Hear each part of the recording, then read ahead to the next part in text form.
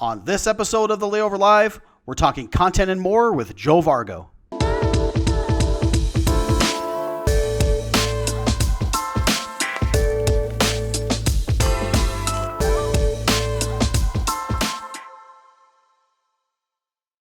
Hello, everyone, and welcome to episode 113 of the Layover Live, where we bring you the top article from the Layover each week. I'm Jason Swick, VP of Digital Marketing, and actually joined today by a very special guest. We've got Joe Vargo with Experience Columbus. So welcome, Joe. Thank you. Good to be here. Yeah, happy to have you as well. So why I wanted to have you on, Joe, is as we were looking through content for this week, we came across a really good article coming from Forbes that talks about doing content during a crisis. And I think one thing that's really stood out for us in all of this is as many DMOs are creating content was some of the content that you guys are creating over at Experience Columbus. And so I wanted to kind of have you on, and I appreciate you coming on to talk about this a little bit, because DMOs are quickly and effectively communicating useful information, and you guys are really doing a great job with that. So before we get into that, before I ask you questions and share some of the great things you're doing, let's talk about you a little bit, right? So I'm going to put you on the spot here, and let's who's Joe Vargo? Let's talk about that. All right. So I have been at Experience Columbus for about 9 years now. So industry vet. Before that, I was at the Ohio Tourism Office for another 7 years. So longtime DMO pro. Lots of different roles, starting in PR and advertising, and really the last few years really shifting more to the digital and innovation end. So that's kind of my story. My background's in journalism and public relations. So really that storytelling is it's nice to see that's where the industry is going, because that's where my skill set is. But that's me. Yeah, and thanks, Joe. And yeah, hey, listen, having a journalism background, everything's content now. We're all publishers in some way, shape, or form, if you really think about it. So again, having that background, and again, not surprised at some of the great content I've seen coming out, that your background is in that. So thanks for sharing that. So again, one thing we've been really, really impressed with is how quickly Experience Columbus has shifted focus from really the normal day-to-day destination marketing to being a resource for the community, which you guys have done an ultimate job with. So, what was that process like for your team? I've got to imagine, again, with the volume of content you're putting out, it took quite a few resources. So let's walk us through that a little bit. It did, absolutely. So I will say we had a head start with this. We host an annual event called the Arnold Sports Festival, which is 200,000 people from 80 countries around the world. Kind of the week before a lot of this started happening with shutdowns and things like that, our governor and State Department of Health officials came in and really closed that event down. So this was before really any other big events got canceled. It was before South by Southwest was canceled. And we were kind of in a situation where here we were on the Tuesday of the event that was starting on Friday. People coming in from all over the world, and a lot of them were already in the market. So we really had to think about how we serve our audiences best in that moment. And so we really quickly came up with our three audiences for this. One being the attendees that are already here, a lot of those being vendors, people that staked quite a bit of money to get here, to have booths and things like that. So really our convention audience that was here in market. The second audience we thought about was our local business owners, who really stake this big weekend for making their Q1 profitable. And here we were in a situation where that was not going to be possible. The third audience was our general consumer audience, a lot of our local audience who really knows this event. It takes over the city every year. It's been happening for 30 years. So we needed to get the right information out to all these people. And we pretty quickly came up with some strategies and worked really closely with both the city and the city and state health departments and the governor's office to really come up with some actionable advice that we could offer to really mitigate the pain for all those audiences. So the first thing we did was, with the advice of the state health department, was basically tell these attendees that are already here in market what they can do, because they can't be going to this event that they were planning on doing. So what can they do? This was before there was really advice about closing attractions and things like that. And so we put together a free ticket offer for them with the advice of the health department. So they were able to get to places like the zoo, like our science center and things like that, much less densely packed areas, which at that time seemed like the right thing to do. So we shifted content towards those attendees that were in market with that type of messaging. For our local businesses, we really pushed specials and offers. So we kind of rolled right into action on that. to say who's got some deals for these folks this weekend. We know it's going to be a big loss, but how can we help make that less? So we worked with a lot with the neighborhoods right around the convention district. Great. Columbus is really well positioned. We had some really nice walkable neighborhoods right around that convention center. So we worked with those guys to pull together some ideas and really put those resources out. And then for the locals who were going to be kind of without this event, that they usually do attend, a lot of folks do, we put together some other ideas for what they could do. That really shifted pretty quickly after that event was over. Very next week, the state health department and the governor declared some stay-at-home orders and some closures of things. So the first things were restaurants and schools. So that left a lot of folks with a lot of questions about what we could do. It left a lot of uncertainty, and we really felt like it was our place to step in and say, for the sectors that we usually talk about to the local audience, to our visitor audience, this is what's available for you. So we came in with those really informational posts. What does a stay-at-home order really mean? Yes, you are allowed to go walk your dog. Yes, you are allowed to go exercise. But yes, you do need to stay 6 feet away from anyone, and you can't go to these great attractions that maybe you're planning to go to. So we really pivoted to that local audience, knowing that it was really inadvisable to invite people to travel. So very quickly decided, our attractions are going to be closed anyways. The restaurants are closed and they're open for carryout only. It's really not a great time to be talking about visitation. So we shifted pretty quickly to being informational, being that source of information, and really setting ourselves up with a local audience to be more of a resource than we currently are. So like a lot of DMOs, we get a lot of visiting friends and relatives traffic, especially like east of the Mississippi. About 50% is average for DMOs, kind of where cities are a little closer together. And so we wanted to be that resource that people look to, that locals look to for once this is over, what is there for you to do with friends and relatives? We really think that is the type of trip that's going to come back strongest once travel is allowed. Those leisure trips are absolutely important and people want to do that, but I think just the psychology of it is that people really want to see their friends and relatives that they've been really distanced from and kept away from for this time. So we know we have a good position there. We already do get a lot of VFR traffic. We wanted to make sure our locals knew what was interesting, fun, new, and really just keep us at the top of their radar for information on those things. So we shifted. Once we had all that, technical info about, all the service pieces that we were doing, like here's what's open, here's where you can shop online, here's what the stay-at-home order means. We shifted into more telling more local stories, really to that local audience. We didn't want to, that local audience is really who our key audience is right now. Yeah, good stuff, and really, Joe, that really comes across as more like a playbook. I mean, I love to hear that you guys, we're smart in thinking about segmenting the audiences first and foremost, right, and then building communications to touch each of those with that pivot then into local. I mean, I think that's a smart strategy. That creates a lot of challenges though too, because it's one thing to start, to segment and then build the content out, but you got to have the resources, right, to be able to do that. You got to collect the information, you got to gather it, you got to deploy, and that creates a whole nother set of challenges. So how were you communicating then with partners directly to gather all that content? Because there's so much that was going on in such a quick period of time, and there still is.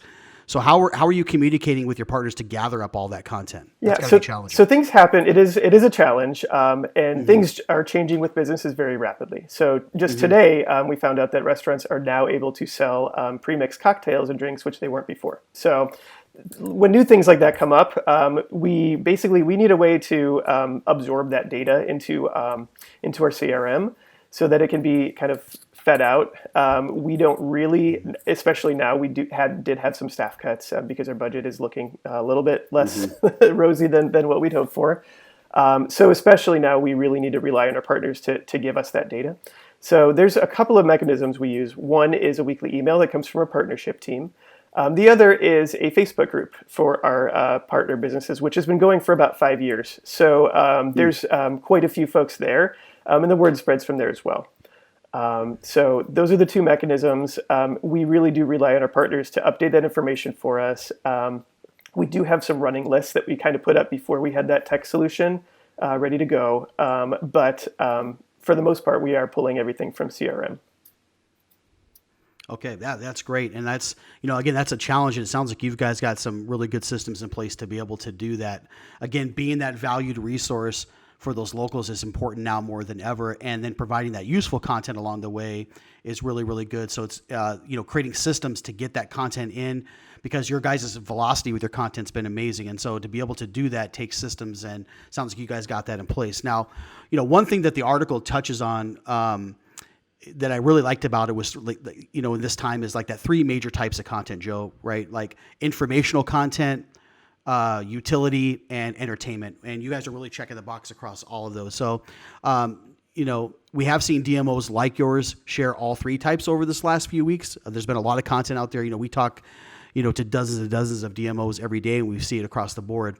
Your COVID travel alerts page on your website provides important information for visitors and locals as well, which is awesome. And you've touched on some of those things, but then also pages on your site with restaurant offerings tied around takeout and delivery. Some of the musicians, offering the live stream performances in your area and attractions, that people can do virtually from their homes. Is an example, I think, of both utilitarian as well as entertainment type options. And you guys have done a good job checking the box there. And that's, servicing both the clients from an informational standpoint, but then also providing those resources for them to maybe even get away for a little bit and take a breath from everything that's happening. So if we had to give a tip out there, what tips do you have for other DMOs that are maybe struggling with creating content? Because, content under normal circumstances is challenging to create.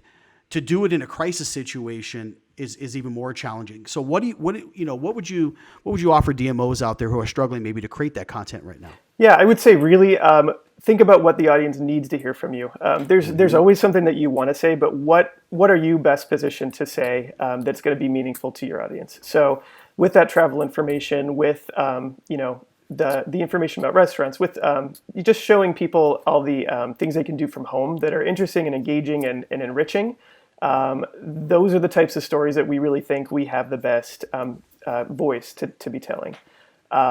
Also, we needed to think about our partner businesses and other businesses that aren't partners in the community. How do we make sure there's a Columbus left after this, so that there will be something visitors want to come and see and do.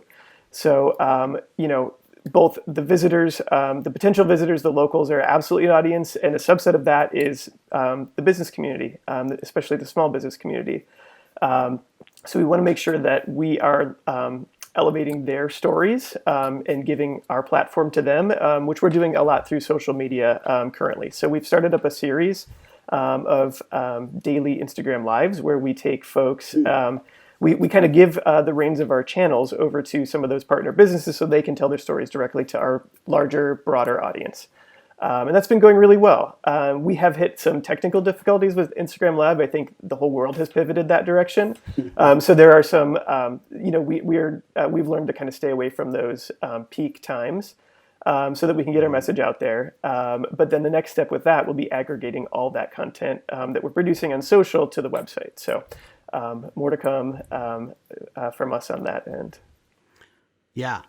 Yeah, so you think about it, again, I think all this comes down to communication, right? It's important that we're communicating, across the board properly, not only to our stakeholders, but to the locals as well, and to people who are still, there are still people visiting the website. There are still people, planning for what happens after this. So, I think it all comes down to good communication. Now, so I want to pivot a little bit and talk about, things then operationally from that standpoint, because I think DMOs are interested in that as well. Your DMO, really started working remotely, fairly early, I think, compared to most that were out there. So how, speaking of communication, how is that going? How does your team keep that communication line open? Yeah, so we have a few more standing meetings than we maybe normally did, where you could kind of just pop by and talk to someone in the past. That's not really possible now. So we have some standing meetings that are happening. We use Microsoft Teams for that, and it seems to be going really well. The other thing that's been really important is I think in terms of culture, we've all been really forgiving with one another. This is nobody's ideal situation to be working from. From in the past, we did have a work at home policy, and some folks did work from home a couple days a week. But no one was really, other than our regional sales reps, no one really else was working remotely full time. So we did have some processes in place that let us leverage and technology that helped us pivot to work at home pretty quickly. But just that sort of generosity with one another. Hey, I've got 3 kids downstairs, so if they need me, or if I need to make lunch, or I need to empty the dishwasher, like the work stuff can wait. And then in return, absolutely, I'm checking in on work stuff in the evenings as well. So it's all kind of blending together. But we really had some good processes in place to help us move into work from home pretty well. Yeah, appreciate you sharing that. And I think, it's, when we start to think about, this, Joe, and the working from home creates, challenges, right? And I think you spoke to a lot of those things. It's being flexible. It's to your point, like, hey, listen, life is now very much mingled in with day-to-day workday, right? So having that flexibility, being open to that, and just saying, hey, listen, as long as we're productive, we don't care. Just get the work done, be there, and trying to do that as best as we can is very important, right?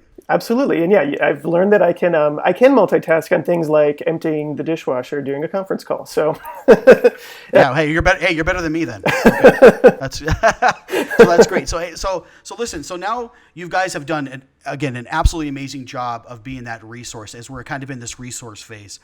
But coming out of this now, as we start to again, hoping things go the way that we all hope, that we're starting to flatten the curve and start to move in a direction, starts to bring up that conversation then about the recovery phase and how we're moving into recovery, right? So how has Experience Columbus started putting together a recovery plan? Have you guys started working on that? We absolutely have, yes. So? Yes. Okay. So one thing we're doing, we were getting ready to launch a new campaign. And what we learned through this process, through this, the lens of this crisis, is really that campaign works even in that situation, which is a great validation. We did some consumer testing before this happened, which all came back positive, but it works really well for messaging within this unique, terrible time, really. So we're going to move forward with the launch of that campaign in the next few weeks here. The original intent was to launch this kind of with a broad advertising campaign and really be, have a big push around it all at once, kind of in the June time period. We've decided to move that up quite a bit and really do a social launch for it in addition to some web content. And then the paid media, we've really shifted. We're hoping, and signs are pointing with the research we're looking at, we're hoping, fingers very much crossed, that about July 1, we'll be able to pivot back into external advertising. I mentioned some staff cuts. We did have some budget cuts as well. So we're looking at a smaller media spend. And with that intelligence that we've got, we really think, we are shifting all that budget to an in-state audience. Whereas before this, we really had a much broader audience than that. So bringing it closer to home, messaging a lot around visiting friends and relatives, and maximizing those visits to make sure people have that unique, memorable experience. And then really, we will get into, in July, we'll get into our full media campaign that still has all those elements. So very excited about that. I am really just excited because the fact that you guys are really, Joe, checking the box across, again, if there was a playbook, I think you guys are doing a lot of things right. Listen, this has caused a lot of times, this has caused us to have to make some changes, some things that we're not happy about with everything that's going on. But I think, again, you guys have done an amazing job with that as we start to push towards, this recovery. And I think you're, I'd like to comment on the fact that you guys, put this content out, got the velocity out, thought about those segments, and now are starting to think about, okay, how do we plan for coming out of this? Yes, it is going to take some adjusting your strategy, which you have done. Yes, it's going to take pulling back some things. I think you're spot on with talking about VFR and talking about regional tours and returning first. I think that, people are going to feel more comfortable, right, if they can pop in their car probably first and be able to get back home if something was to happen again or do those things. So we're going to probably see those things return first and foremost, and I think you're right with that. And then hopefully expand out from there. But again, I love to hear that you guys are okay, now we've done this resource. We're continuing to provide this resource locally, but we're starting to pivot now into thinking about what things come out of this. And we need to start planning those things now, because when it does come back, and it will come back, we're going to have to be able to act very quickly. And I think you guys are doing that in a very, very good way. So, in leaving then and wrapping things up, what other tips, because you provide a lot of really good insights. And again, I think you guys are doing a lot of things really, really, really well. What other tips do you have maybe for your fellow, destination marketers out there in wrapping up? I would say, as much as it's important to keep your, mental health in a good place, it really is important to follow the developments in the news, look at that research even beyond the travel industry, to see what consumer sentiment really is. So, things we've learned, we're seeing a lot of our bigger events, like in June and July, even starting to cancel. As we're thinking about our creative, the look of that, we're sensitive that people probably don't. They're probably going to be a little jarred to see big groups of people in any of our art. So we're really keeping that focused on like a smaller unit. So whether that's friends or family, those types of ideas, I think, are going to be a little bit more important. And we have these great events that we really hang a lot on for summer campaigns. However, that's a little bit more of a risky choice now. So we're looking at other small moments that people can have. We know that there's going to be pent-up demand. We want to make sure we're giving people what they want, and not making them feel uncomfortable with large groups and things like that. Yeah, great insights, Joe. Again, you guys are doing a lot of things right, and I appreciate you coming on today and sharing that with everyone. My pleasure. Thanks for having me. You bet. And thanks for tuning in each and every week. If you're not subscribed, please do so now. We're also available on podcasts through Spotify and through iTunes. So thanks for tuning in. We'll see you next time. Thank you, Joe, and have a great day.